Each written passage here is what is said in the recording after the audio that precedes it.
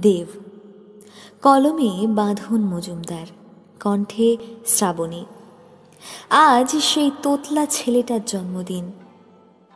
আরে, বর্তমান মহানায়ক দেবের জন্মদিন আজকে। তার জীবন যুদ্ধের এই অধ্যায় শুরু হয় 25শে ডিসেম্বর 1982 থেকে।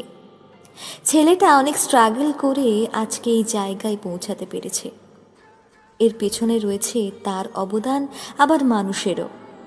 সব কিছু মিলিয়ে দেবদা পশ্চিমবাংলার জন্য অনেক করেছেন। তিনি বাংলা মুভির জগতে অনেক কিছুই আমাদের উপহার দিয়েছেন, আমাদের হাসিয়েছেন।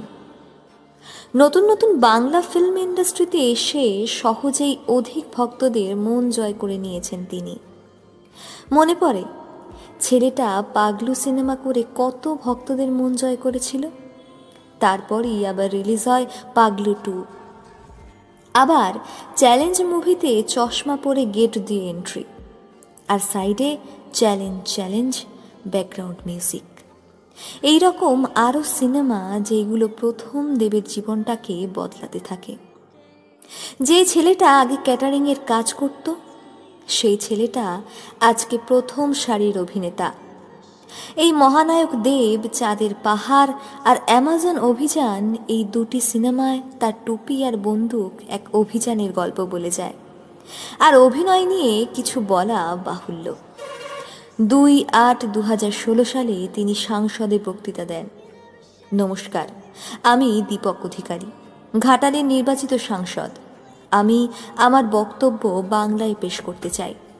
সত্যি তিনি যে বাংলাকে ভালোবাসেন, সেটা সেই দিনই আবার প্রমাণ করে দিলেন। বর্তমান যেই ভয়াবহ মহামারী চলছে, তার মধ্যেও তিনি লকডাউনে আটকে থাকা বাংলার পরিযায়ী শ্রমিকদের আনার ব্যবস্থা করেছেন। লোকের কাছে হয়ে উঠেছেন মানবিক দেব, মহান দেব ইত্যাদি, যাকে বলে রিল লাইফ থেকে রিয়েল হিরো হয়ে ওঠা। আজকের এই বড়দিনে জন্মদিন তার, আর এই জন্যই হয়তো ছেলেটার মনটা খুব বিশাল। ভালো থেকো দেব, আমাদের আরও অসাধারণ সিনেমা উপহার দিয়ে যাও।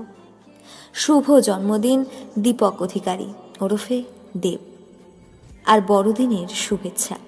ভালো থেকো।